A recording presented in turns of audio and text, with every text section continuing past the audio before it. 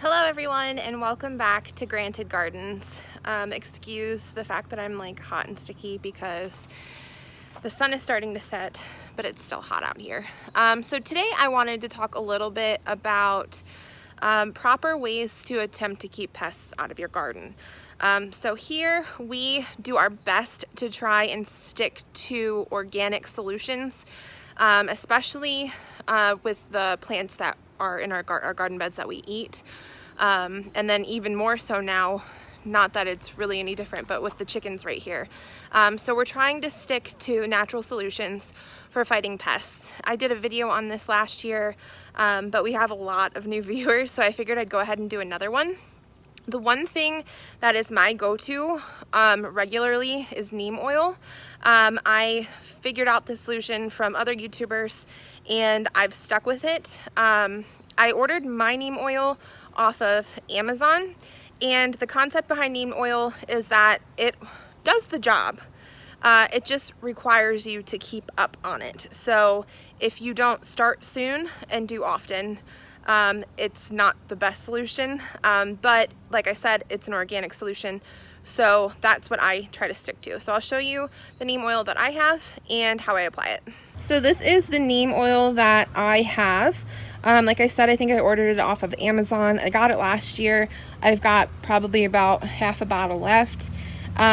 So all you need here, like it says, it's an insecticide, fungicide, and miticide. And all you need here is you only need 1 tablespoon per gallon of water.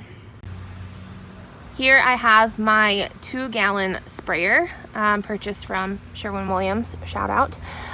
And so this here will hold 2 gallons, which last year did me just fine. This year we'll see how far 2 gallons gets me. I'm about halfway through that gallon already, and I'm not halfway through the garden. But what's really great about this is that it would just take 2 tablespoons of the neem oil into this 2-gallon sprayer, and these are fairly cheap and easy to lug around, and they work pretty well. Usually they last me about 1 season.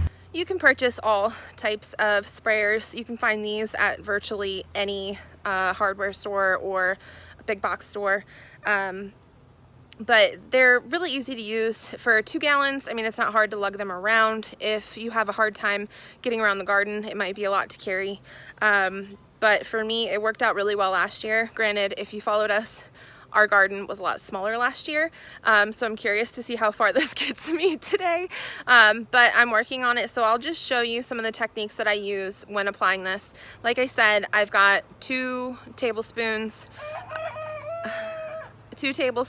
of the neem oil into this 2-gallon bucket. The rest I filled up with water, and I'm gonna go ahead and just apply it to my plants.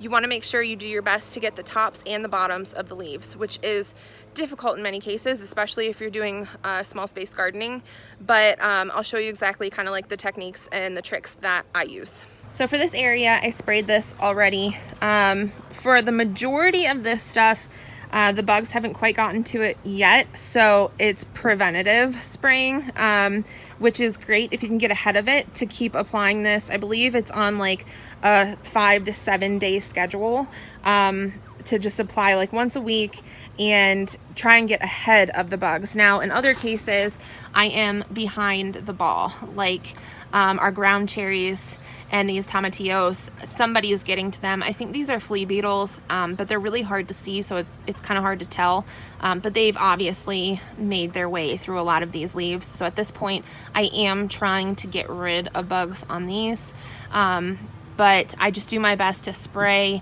as evenly and coat as many leaves as I possibly can. So this year, we did a huge focus on tomatoes, and so we have these 2 tomato beds that we like crammed tomato plants into.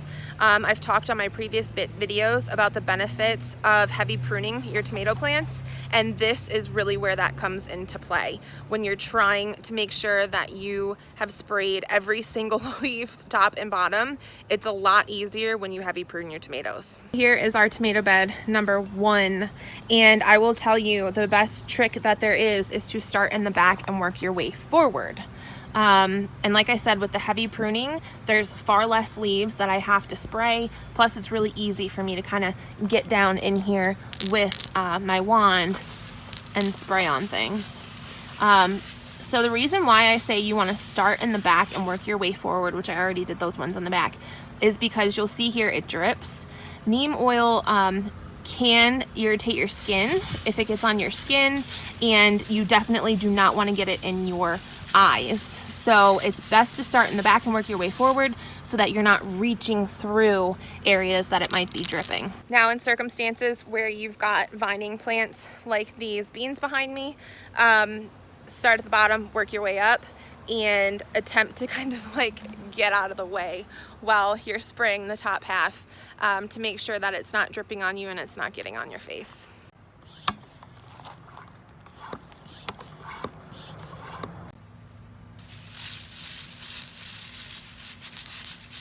To give you an example of what you really want to make sure you do, we're going to look at this leaf here. You want to spray the top of it, which is kind of nice because this spray head comes at an angle, so it's easy to get into nooks and crannies. We want to spray the top half really well. We want to soak everything.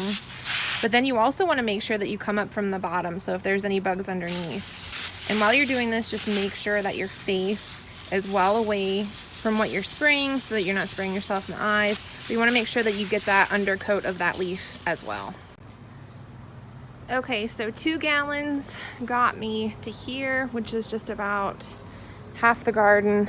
It was 2 garden beds, the big tomatoes, arches, and this bed. So that was the 2 gallons. For the rest, I would definitely have to mix more because I'm totally out. Now there are a few things to keep in mind when you're doing this. Notice that I'm doing it in the evening. I'm doing it in the evening because neem oil is an oil, which means that it can be hot. Obviously we are diluting it with water, but you don't want to do this in the morning or absolutely not in the middle of a hot day where the sun is shining directly on your leaves. You'll burn your leaves. Number 2, this is to get rid of pests, okay? But when you're getting rid of pests, you're also going to mess around with the good bugs, one of which being bees. So I'm doing this in the evening because neem oil can harm bees. Those are pollinators. You need them in order to produce fruit from your garden. You need them to pollinate the flowers so that you get fruit. It is, like I said, it's not a good idea to spray this specifically early in the morning because that is when bees come out. Bees tend to be out early in the morning. They're usually wrapping up their day at about this time. So by spraying in the evenings, I am doing my absolute best to avoid harming any of our pollinators. For most of this, this was precautionary measures. My tomatoes have not, knock on wood, have not had any issues quite yet. Now for my beans and peas, they've definitely gotten hit. And then the ground cherries and the tomatillos have, so hopefully this will improve them and give them a chance to grow their leaves back without being damaged. As always, thank you guys so much for watching. I hope that this is a tip that can help you have a successful gardening year. If you use any other organic solutions that have worked for you in the past, let me know. Thank you guys so much for watching. I look forward to sharing more with you soon.